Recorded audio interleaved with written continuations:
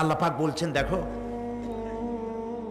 এই পৃথিবীটাকে, এই জমিনটাকে একটি বিছানা হিসাবে আমি বিছায় দিয়েছি, শান্তিময় আবাস ভূমিতে পরিণত করে দিয়েছি এই পৃথিবীটাকে।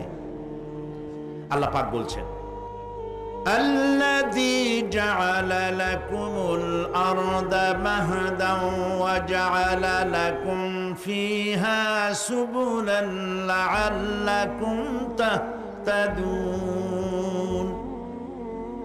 যিনি পৃথিবীকে তোমাদের জন্য দোলনা বানিয়ে দিয়েছেন আর সেখানে তোমাদের জন্য রাস্তা তৈরি করে দিয়েছেন যাতে তোমরা গন্তব্য খুঁজে পাও। সূরা নাবার মধ্যে আল্লাহ পাক পৃথিবীকে বলেছেন বিছানা, আর সূরা আয-যখরুফের মধ্যে বলেছেন দোলনা। পৃথিবীটাকে আল্লাহ কি বললেন? দোলনা। দোলনার মধ্যে শিশু যেমন শান্তিতে ঘুমায় থাকে, এই পৃথিবীটাকে তোমার জন্য শান্তিতে ঘুমাবার জন্য, চলাফেরা করার জন্য আমি এই পৃথিবীকে শান্ত করে দিয়েছি। সুবহানাল্লাহ। এবং গন্তব্যের জন্য, যাতায়াতের জন্য আমি রাস্তা বানিয়েছি। আপনি বলবেন রাস্তাগুলি তো আমরা বানাইছি গম দিয়ে, ইট দিয়ে, পাথর দিয়ে। হ্যাঁ, আপনি বানাতে পারেন, রাস্তা আপনি বানাতে পারেন, কিন্তু যখন আপনারা কেউ বানান নাই তখন এই পথগুলি আল্লাহরই বানানো ছিল। বিশেষ করে পাহাড়িয়া এলাকায়, পাহাড়িয়া এলাকায় কোন গভর্নমেন্ট গিরিপথ তৈরি করেছে বলেন তো দেখি? কে বানিয়েছে? আল্লাহ পাক তৈরি করেছে। এই পথ তৈরি করেছে যাতে তোমরা তোমাদের গন্তব্যে পৌঁছতে পারো। মহা শূন্যে ভাসমান এই পৃথিবী, এই পৃথিবীটাকে আল্লাহ পাক আরামের জায়গা বানিয়েছেন, অথচ এই পৃথিবীর মধ্যে আছে কি তা কি আমরা জানি? এই পৃথিবী নামক গ্রহটি, এটি প্রতি ঘন্টায় ৬৬,৬০০ মাইল বেগে পৃথিবীটা ছুটে চলছে বন্দুকের গুলির মতো। প্রতি ঘন্টায় ৬৬,৬০০ মাইল গতিবেগে পৃথিবী ছুটছে। এর অভ্যন্তরে আছে আগুন, এর মধ্যে আছে পাথর। এই এমন মারাত্মক আগুন এই পৃথিবীর পেটের মধ্যে রয়েছে যে আগুন পাথরগুলো পুড়িয়ে লাভায় পরিণত করে দেয় এবং তা উদ্গীরণ করে আগ্নেয় আকারে, আগ্নেয়গিরির আকারে উপচে পড়ে। এই পৃথিবীর মধ্যে এরকম আগুন আছে। এই পৃথিবীতে সর্বপ্রথম বিজ্ঞানীদের এই কনসেপশন আল্লাহ রাব্বুল আলামিন কোরআনের মাধ্যমে দুনিয়াবাসীকে দিয়েছেন। জগৎ একটা বা দুইটা নয়, বহুমাত্রিক জগতের কনসেপশন আল্লাহ পাক দিয়েছেন, অসংখ্য জগৎ। এই পৃথিবীর উপরিভাগে এক জগৎ, এর আভ্যন্তরীণ রয়েছে আর এক জগৎ। সাগরের ভেতরে রয়েছে এক জগৎ, সাগরের তলায় অন্য জগৎ। পৃথিবীর মহাশূন্যে, গ্যালাক্সি, ইউনিভার্সাল মহাশূন্যের ভিতরে যা কিছু রয়েছে তার মধ্যে রয়েছে অসংখ্য জগৎ। জগৎ একটি নয়, অসংখ্য জগৎ রয়েছে। পৃথিবীর মাটির তলায় কত আগুন, সেই দৃশ্য আমি চোখে দেখেছি যখন আমি ভেসুভিয়াস পাহাড় দেখেছি, পৃথিবীর বড় আগ্নেয়গিরি। আল্লাহ পাক জাহান্নামের আগুনের ইন্ধন করবেন মানুষ আর পাথর। ওয়াকুদুহান নাস ওয়াল হিজারা, পাথর আর মানুষ হবে জাহান্নামের আগুনের ইন্ধন। পৃথিবীর মাটি থেকে ৩ মাইল উঁচা ভেসুভিয়াসের পাহাড়ের উপরে। ভেসুভিয়াস পাহাড় কথা বলতে পারেন? ইটালিতে সেই জায়গায় যখন আমি উঠেছি, পাথর যে জাহান্নামের আগুনে পুড়বে এর বাস্তবতা নিজের চোখে দেখেছি। পাথরগুলি আগুনে পুড়ে লাভার মতো হয়ে পাহাড়ের উপর থেকে আলকাতরার মতো গলে গলে পাহাড়ের চতুর্দিকের 12 কিলোমিটার এলাকার জনপদকে ধ্বংস করে দিয়েছে। ইটালিতে আরো একটি জায়গা আছে যেটার নাম সিসিলি। সেখানেও একটি জীবন্ত আগ্নেয়গিরি আছে, যেটা আগুন এখনো জ্বলতেছে, যে কোনো মুহূর্তে এ আগুন ছড়িয়ে পড়তে পারে। কাজেই পৃথিবীর মধ্যে একদিকে রয়েছে, এর মধ্যে রয়েছে আগুন, রয়েছে পাথর গলায়া লাভা বানাবার মতো বিরাট শক্তি। সেই পৃথিবীটাকে আল্লাহ পাক এতটা শান্ত করে রেখেছেন, তোমরা যেন নিশ্চিন্তে এর কোলে দোলনার ভিতরে শিশু যেমন ঘুমায়, এই পৃথিবীটাকে তোমার জন্য দোলনা বানিয়ে দিয়েছি। তাও আমরা সুবহানাল্লাহ বলবো না? সুবহানাল্লাহ। বন্দুকের গুলির চাইতেও দ্রুতগামী এই পৃথিবী ছুটছে। সেই পৃথিবীকে বিনা দ্বিধায় আমরা খুঁজছি, সেটাকে চিরে ফেলছি এবং তার পেট থেকে রিজেক হাসিল করছি। ঠিক কিনা বলুন? আল্লাহ রাব্বুল আলামিন সূরা আন-নামলের মধ্যে বলছেন, আম্মান জাআলাল আরদা ক্বারারান ওয়া জাআলা খিলালাহা আনহারান ওয়া জাআলা লাহা রাওয়াসিয়া ওয়া জাআলা বাইনাল বাহরাইনি হাজিজা। আর তিনি এই পৃথিবীর অবস্থান লাভের উপযোগী করে আল্লাহ পাক তোমার জন্য তৈরি করে দিয়েছেন এবং এর মধ্যে নদ নদী আল্লাহ পাক সৃষ্টি করে দিয়েছেন, পাহাড়গুলিকে গেড়ে দিয়েছেন, আর পানির মধ্যে দুটি ধারা আল্লাহ সৃষ্টি করেছেন। পানির মাঝখানে একটা অন্তরাল সৃষ্টি করেছেন। এটি একটা তো আবিষ্কার হয়েই গেছে, সেটি হলো প্রশান্ত মহাসাগরের ভেতরে 4000 কিলোমিটার লম্বা, 2500 কিলোমিটার চওড়া প্রশান্ত মহাসাগরের ভিতরে একটি বিশাল এলাকা পাওয়া গেছে, যেটার পানি অত্যন্ত সুমিষ্ট সুমধুর, আর এর বাইরের পানিগুলি অত্যন্ত লবণাক্ত। সূরা আর-রহমানের মধ্যে আল্লাহ পাক বলেছেন, মারাজাল বাহরাইনি ইয়ালতাকিয়ান বাইনাহুমা বারযাখুন লা ইয়াবগিয়ান ফাবিআইয়ি আলাই রাব্বিকুমা তুকাযযিবান। দুটি সমান্তরালে পানি প্রবাহিত হয়ে যাচ্ছে, দুটি ধারা। লোনা পানি মিষ্টি পানিকে লোনা বানাতে পারে না, মিষ্টি পানি লোনা পানিকে মিষ্টি বানাইতে পারে না, মাঝখানে কোনো পার্টিশন নাই। সুবহানাল্লাহ। আমার দেশের পদ্মা, গঙ্গা, যমুনা, মেঘনা এর মিষ্টি পানিগুলি ভাটি এলাকারে বঙ্গোপসাগরের নোনা পানির মধ্যে ছুটে যায়, আবার জোয়ারের টানে বঙ্গোপসাগরের মুখ তিতা হয়ে যায়। এমন নোনা পানি মিষ্টি দরিয়ার মধ্যে এসে ঢুকে যায়, কিন্তু বঙ্গোপসাগরের নোনা পানি মিষ্টি পানিকে নোনা বানাতে পারে না, আবার নোনা পানিগুলি মিষ্টি এলাকায় গিয়ে মিষ্টিরেও খারাপ বানাইতে পারে না। আল্লাহ রাব্বুল আলামিন বলেন, এগুলি আমার আইন। মানে কার আইন? আফাগায়রা দীনিল্লাহি ইয়াবগুন ওয়ালাহু আসলামা মান ফিস সামাওয়াতি ওয়াল আরদি তাওআন ওয়া কারহা। আকাশে আর জমিনে যা কিছু আছে সব আনুগত্যের মস্তককে আমার সামনে অবনতি করে দিয়েছে। সুতরাং এর আমার আইন মানে, চাঁদ সূর্য গ্রহ নক্ষত্র আইন মানে কার? চিল্লায় বলুন। আল্লাহ পাক এই পৃথিবীকে সুন্দর করে সাজিয়ে দিয়েছেন, আবার এর মধ্যে তিনি মাঝে মধ্যে এই পৃথিবী একটু ভূমিকম্পন হয়, কিন্তু তা কোথাও কোথাও একসাথে না। একসাথে যদি সারা পৃথিবীতে ভূমিকম্প হইতো, সৃষ্টি জগতের অস্তিত্ব বিলুপ্ত হয়ে যেত। কথা বুঝতে পেরেছেন? এই জন্য আল্লাহ পাক বলেন, ইন্না ফি খালকিস সামাওয়াতি ওয়াল আরদি ওয়া ইখতিলাফিল লাইলি ওয়ান নাহার লাআয়াতিন লিউলিল আলবাব। নিশ্চয়ই আকাশ এবং জমিনের সৃষ্টির ব্যাপারে আর রাত আর দিনের পরিবর্তনের ব্যাপারে যারা জ্ঞানবান তাদের জন্য রয়েছে আল্লাহ পাকের নিদর্শন। এই ঘূর্ণায়মান পৃথিবী নিয়মিত ঘুরছে, সূর্যের কাছে চলে যাচ্ছে, আবার দূরে সরে আসতেছে। আর এই ঘূর্ণায়মান আছে বলে, সূর্যের কাছে যায় আর আসে বলে এক এলাকায় রাত হয় আর এক এলাকায় দিন হয়।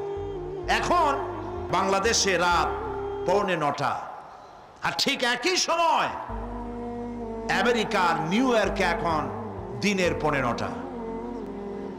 যদি এরকম অবস্থা না হতো তাহলে এক এলাকার প্রাণীগুলি বাঁচত, অন্য এলাকার প্রাণীগুলি ঠান্ডায় ফ্রিজ হয়ে যেত। আমাদের এই পৃথিবী আল্লাহ পাকের এক অফুরন্ত নিয়ামত। এই অফুরন্ত নিয়ামত আল্লাহ পাক আমাদেরকে দিয়েছেন, আর এর মধ্যে এর অভ্যন্তরে রয়েছে মানুষের খাদ্য তৈরি করার মতো প্রাণ শক্তি মাটির মধ্যে আল্লাহ পাক দিয়েছেন। পৃথিবীটা এটি সূর্যকে আর চন্দ্রকে আল্লাহ পাক একটা নির্ধারিত মেজারমেন্ট করে রেখেছেন, একটা ঠিক সঠিক জায়গায় রেখেছেন। বিজ্ঞানীরা বলেছেন সূর্যর যে ডিগ্রিতে এখন আছে ওর থেকে কয়েক ডিগ্রি যদি নিচে নেমে আসতো, গোটা পৃথিবী জ্বলে পুড়ে ভস্ম হয়ে যেত। আবার সূর্যটা যেখানে আছে ওখান থেকে আরো কয়েক ডিগ্রি যদি উপরে উঠে যেত, তাহলে গোটা পৃথিবী ফ্রিজ হয়ে যেত, প্রাণী জগতের অস্তিত্ব শেষ হয়ে যেত। চাঁদ সম্পর্কে বলা হয়েছে চাঁদ যত ডিগ্রিতে আল্লাহ পাক স্থাপন করে রেখেছেন ওর থেকে কয়েক ডিগ্রি উপরে যদি উঠে যেত, গোটা পৃথিবী মরুভূমি হয়ে যেত। আর যদি কিছু নেমে আসতো, গোটা পৃথিবীতে জলোচ্ছ্বাস হয়ে পানিতে পৃথিবী ডুবে শেষ হয়ে যেত। তাও সুবহানাল্লাহ বলবো না? এ সমস্ত কুদরত কার? আল্লাহ পাক। আল্লাহ রাব্বুল আলামিন এরপরে বলছেন ওয়াল জিবালা আওতাদা, মাটিকে বানালাম বিছানা, আর এই বিছানাকে এটা যেন তোমাকে নিয়ে নড়াচড়া করতে না পারে সেই জন্য আমি পাহাড়গুলি পেরেকের মতো গেড়ে দিলাম। এখানে আছে যে পাহাড়কে পৃথিবীর মধ্যে পেরেকের মতো গেড়ে দিছি। কেন দিছি সেটি এসছে অন্য আয়াতে। আল্লাহ রাব্বুল আলামিন বলেন ওয়া আলকা ফিল আরদি রাওয়াসিয়া আন তামিদা বিকুম। আল্লাহ পাক বলেন তিনি জমিনে পর্বতের নোঙ্গর, পর্বতের পেরেক রকম করে এই পৃথিবীর মধ্যে গেড়ে দিয়েছেন যেন পৃথিবীটা তোমাকে নিয়ে যেন হেলাদোলা করতে না পারে। এই পাহাড় পৃথিবীর ভারসাম্য রক্ষা করেছে। পাহাড়গুলি আজকে মানুষেরা কাটা শুরু করেছে ইন্ডাস্ট্রি বানাবার জন্য, বাড়িঘর বানাবার জন্য। পাহাড় যারা কাটছেন আত্মঘাতী কাজ করতেছেন। প্রকৃতির ভারসাম্য, এনভায়রনমেন্ট নষ্ট তো আমরাই করতেছি, ঠিক কিনা বলেন? কারা নষ্ট করতেছে? আমরা নিজেরাই করতেছি, আত্মঘাতী কাজ করছি। এই পৃথিবীতে কত পাহাড় দরকার, কত গাছ দরকার, কত পানি দরকার, সে কথা কে বলতে পারবেন? বলেন সবাই। আল্লাহ পাকের যা কিছু তিনি সৃষ্টি করেছেন সেগুলির উপরে হস্তক্ষেপ করা, কিছু কিছু জিনিসের উপরে হস্তক্ষেপ করা মারাত্মক আত্মঘাতী। পাহাড়গুলি দিয়ে এই সুউচ্চ পাহাড় শুধু খিল বানায় রাখছেন আল্লাহ, পেরেক বানায় রাখছেন, শুধু তাই নয়, এই পাহাড়ের উপরে পানি জমে থাকে বরফ হইয়া। আমরা যখন প্লেনে যখন যাই, ঢাকা এবং চিটাগং যে ফ্লাইটগুলি আসা যাওয়া করে এগুলি 9,000, 10,000, 11,000 ফিট দিয়ে উচ্চতায় উড়ে আসে। কিন্তু আমরা যখন ইন্টারন্যাশনাল ফ্লাইটে উড়ি তখন সেগুলি চলে 35 থেকে 40,000 ফিট পর্যন্ত উচ্চতায় উড়ে যায়। পৃথিবী যে কত সুন্দর তা প্লেনে উঠলে বোঝা যায়। আর বাংলাদেশ যে কত সুন্দর মনোরম তা দেশের উপর থেকে প্লেনে উঠতে গেলে দৃশ্য দেখে, নয়ন অবিরাম দৃশ্য দেখে সেজদায় মাথা নত হয়ে আসে। সুবহানাল্লাহ, সুবহানাল্লাহ। আমার দেশ যে কত ভালো, আলহামদুলিল্লাহ বলেন। পৃথিবীর যে কোনো দেশের তুলনায় আমার দেশ অনেক অনেক অনেক ভালো, আলহামদুলিল্লাহ বলেন। এর গাছে হাত দিলে খাবার পাওয়া যায়, পানিতে হাত দিলে খাবার পাওয়া যায়, জমিনে হাত দিলে খাবার পাওয়া যায়, যেখানে হাত দেবেন সেখানে খাবার। আমাদের তো আসলে খাদ্যের অভাব না। আমাদের কি খাদ্যের অভাব আসলে? না। আসলে খাদ্যের অভাব না আমাদের, আমাদের সব আছে। বিশাল বনজ সম্পদ আছে, কাপ্তাই, রাঙ্গামাটি, বান্দরবন। যে দেখেন বনজ সম্পদ কাহাকে বলে। খুলনার ফরেস্ট এরিয়া যে দেখেন বনজ সম্পদ কারে বলে। রয়েছে বনজ সম্পদ, রয়েছে খনিজ সম্পদ, রয়েছে পশু সম্পদ, রয়েছে মৎস্য সম্পদ, রয়েছে পানি সম্পদ, সর্বোপরি রয়েছে মানব সম্পদ। সব আছে। তাহলে মরি কেন? মরি সৎ লোকের অভাবে। আল্লাহ রাব্বুল আলামিন এই পৃথিবীতে মানুষগুলিকে সুন্দর করে সৃষ্টি করে তার খাওয়া, চলা ফেরা, ওঠা বসা সব কিছুকে একটি নিয়মতান্ত্রিক পদ্ধতিতে পরিচালিত করেছেন। এটা বুঝলে পরে কল্যাণ, না বুঝলে অকল্যাণ। আসল বক্তব্য ছিল কি? পাহাড়। প্লেনে ওড়ার সময় দেখেছি রাশিয়ার উপর থেকে যখন উড়ে যায়, টার্কি, ইটালি, আফ্রিকা দেশসমূহের উপর দিয়ে যখন উড়ে যায়, তখন দেখতে পাই নিচে পাহাড়ের মাথাগুলি সাদা ধপধপ করছে। প্রথমে তো বুঝি নাই যেগুলি কি, পরে জিজ্ঞেস করে জেনেছি। যখন প্রথম বিদেশে গেছি তখন বুঝি নাই, তারপরে বুঝতে পারলাম এ হলো আল্লাহ পাকের সেই কথা যে পাহাড়ের উপরে আমি পানি জমায় রাখি। এই জমাকৃত পানি সূর্যের তাপে গলাইয়া পাহাড় থেকে পাদদেশে নামাইয়া ফসল উৎপাদিত করি, যেখানে বৃষ্টি সম্ভব নয়। মানে বৃষ্টি যেখানে যাওয়ার প্রয়োজন নাই, সম্ভব নয় তা না, আল্লাহর কাছে অসম্ভব বলে কিছু নাই। কিন্তু কোথাও আল্লাহ পাক বৃষ্টি দিয়ে দেন, কোথাও সাগরের পানি, কোথাও খালের পানি, কোথাও নদীর পানি, কোথাও পাহাড়ের পানি দিয়ে এভাবে ব্যবস্থা করে দেন। এনভায়রনমেন্ট এগুলি নষ্ট করে ফেলছে। একটা দেশ আছে যার নাম, একটা মহাদেশ যার নাম অ্যান্টার্কটিকা। এই অ্যান্টার্কটিকা মহাদেশে কোনো মানুষ নাই, আছে শুধু পেঙ্গুইন। কি আছে কন্ত? পেঙ্গুইন। শুধু বরফ আর বরফ। এগুলি জমা করে রাখার মধ্যে রয়েছে আল্লাহ পাকের বিশেষ কুদরত, যা আল্লাহ পাক মানুষের জন্য তৈরি করে রেখেছেন। মানুষ বুঝতে পারে না। এনভায়রনমেন্ট নষ্ট করে ফেলার পরে এই বরফগুলি গড়ে যাচ্ছে, নষ্ট হয়ে যাচ্ছে। এরপরে আল্লাহ পাক বলছেন وَخَلَقْنَاكُمْ أَزْوَاجًا, আর এই পৃথিবীর বংশধারাকে, সৃষ্টি ধারাকে ঠিক রাখার জন্য আমি তোমাদেরকে জোড়ায় জোড়ায় সৃষ্টি করেছি। সুবহানাল্লাহ। প্রত্যেকটি প্রাণীর ভিতরে স্ত্রী জাতীয়, পুরুষ জাতীয় আছেই। আছে কিনা বলেন?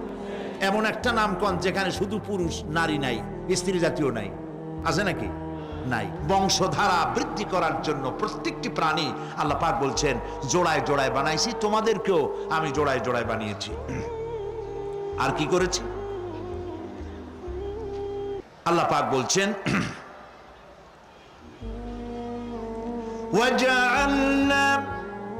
وَجَعَلْنَا نَوْمَكُمْ سُبَاتًا, একদিকে তো জোড়ায় জোড়ায় বানালাম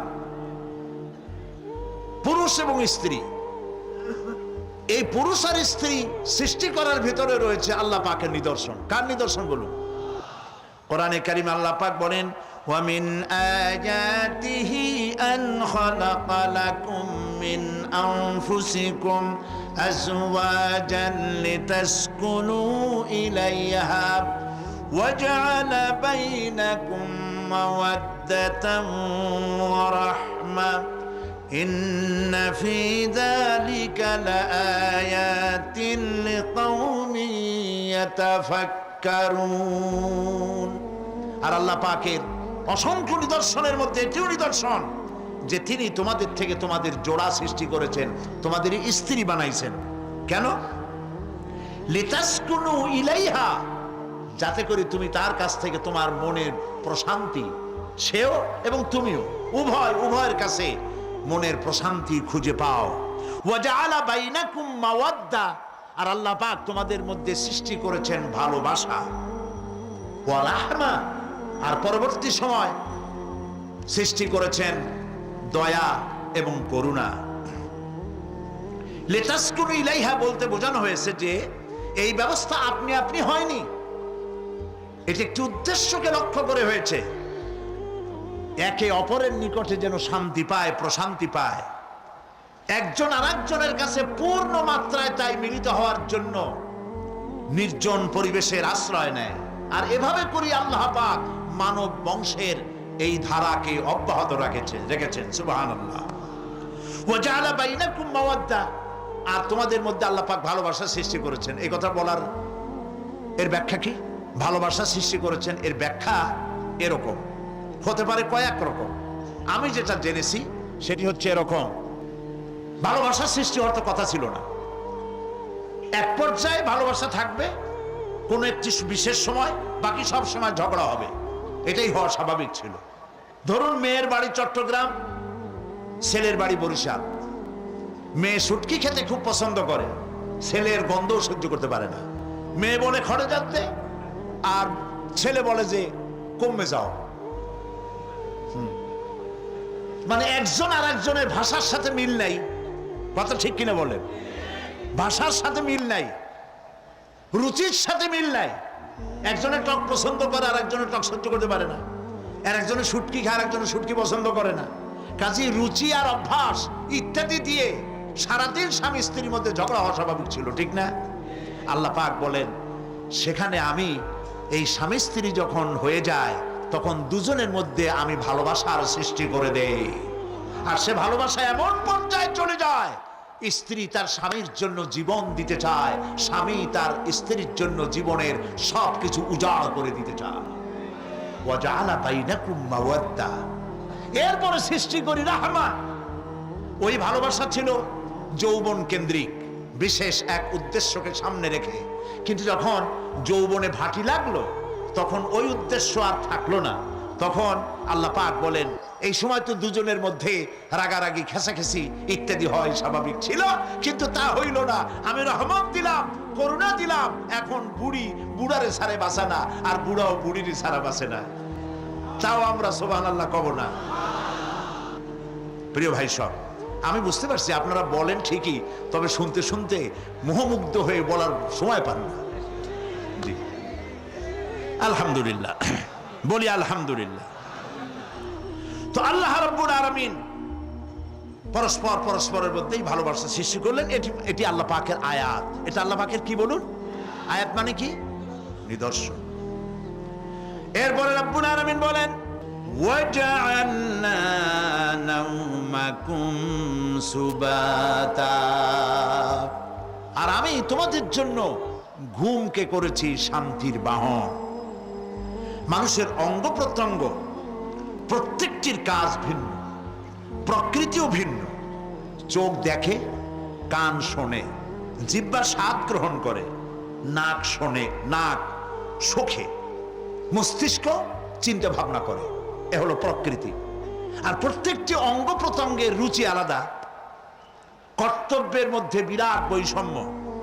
যেমন চোখ রঙিন এবং সুন্দর জিনিস দেখতে ভালোবাসে, ঠিক কিনা বলেন? ঠিক কিনা? একটা খারাপ জিনিসের দিক চোখ পড়লেই মানুষ তাড়াতাড়ি চোখ ফিরায় নেয়, ঠিক না? চোখ সুন্দর এবং রঙিন জিনিস দেখতে ভালোবাসে। কান সুমধুর সুর শুনতে ভালোবাসে, উৎসাহ বোধ করে। আর হাত নরম এবং মসৃণ জিনিসে স্পর্শ করতে উৎসাহ বোধ করে। নাক আতরের গন্ধ শুঁকতে ভালো লাগে। আর মন নতুন নতুন রঙিন ভাবনা ভাবতে চেষ্টা করে। বাড়ি বানাবো, বিল্ডিং বানাবো, ইন্ডাস্ট্রি করব, ছেলে বিয়ে দেবো, মেয়ে বিয়ে দেবো অমুক জায়গায় বিরাট লোকের কাছে। ভাবতে ভাবতে ভাবের সাগরে হারিয়ে যায়। আর ভাবনার ভিতরে খেয়ালে যদি কেউ পোলাও পাকায়, বাস্তবে তা হোক আর না হোক, খেয়ালে মনে মনে যদি কেউ পোলাও পাকায়, তাহলে ঘিয়ের দাম যাই হোক না কেন তাতে কিছু আসে যায় না, ঠিক কিনা? মানুষ রঙিন রঙিন ভাবনা ভাবতে খুব মজা পায়। তাহলে আমি কি বুঝাইতে চাইলাম? চোখের কাজ, নাকের কাজ, মুখের কাজ, কানের কাজ, মনের কাজ, প্রত্যেকটি অঙ্গ প্রত্যঙ্গের ভিন্ন ভিন্ন কাজ আছে, ভিন্ন ভিন্ন রুচি আছে। কিন্তু একটি ব্যাপারে হাত, পা, চোখ, নাক, মস্তিষ্ক সব এক ব্যাপারে তারা ঐক্যমত পোষণ করেছে। এ ব্যাপারে কোনো ইখতিলাফ তাদের মধ্যে নাই, সেটা হলো ঘুম। সেটার নাম কি? ঘুম। ঘুমাইতে চায়, হাতের শরীরের সমস্ত অঙ্গ প্রত্যঙ্গ ঘুমের কোলে নিবেদিত হয়ে যেতে চায়। ঘুম না আসলে হাত আর চলে না, মাথায় আর ভাবতে ইচ্ছা করে না, পাও আর চলতে চায় না, হার্টবিট বেড়ে যায়, আর ঘুমালে পরে সব শান্ত হয়ে যায়। সুবহানাল্লাহ কব না? আল্লাহ রাব্বুল আলামিন বলেন, এই নিদ্রাকে, এই ঘুমকে আমি তোমাদের জন্য শান্তির বাহন বানিয়ে দিয়েছি।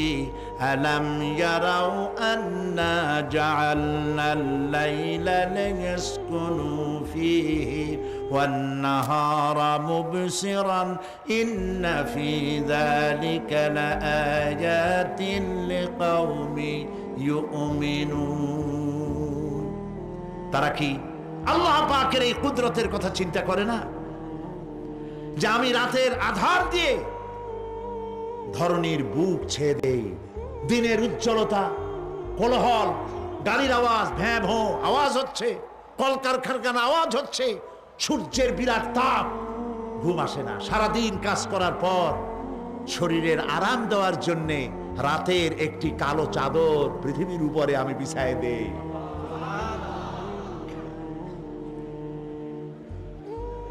আর মানুষ আরাম গ্রহণ করে, শুধু মানুষ না, সব প্রাণী আরাম গ্রহণ করে। সুবহানাল্লাহ। এবং এরপরে দিনের আলো দিয়ে উদ্ভাসিত করি, যেন বিশ্রামের পর নতুন করে আবার কাজের সমস্ত উদ্দীপনা নিয়ে নতুন করে কাজে ঝাঁপিয়ে পড়তে পারে।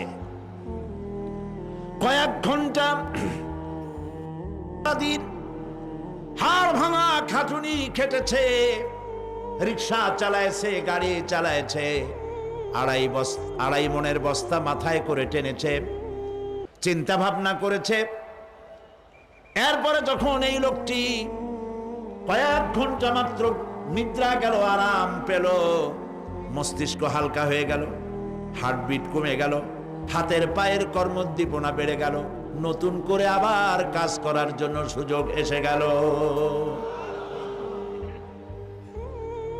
দুনিয়ার মানুষকে কর্মক্ষম রাখার জন্য আল্লাহ পাক ঘুমকে বানিয়েছেন নিয়ামত। সুবহানাল্লাহ বলেন, ওয়া মিন আয়াতিহি মানামুকুম বিল-লাইলি ওয়ান-নাহারি ওয়াবতিগাউ মিন ফাদলি। আল্লাহ পাক বলেন, তোমাদের রাত আর দিনের বেলায় নিদ্রা যাওয়া, এবং এটাই হচ্ছে তার অনুগ্রহ। রাত আর দিনের নিদ্রা যাওয়ার পরে আমার অনুগ্রহ অর্থাৎ রিজেক তালাশ করার জন্য শরীরের ভিতরে, মনের ভিতরে, হাত পায়ের মধ্যে কর্মের উদ্দীপনা আমি তোমাদের দিয়ে দেই।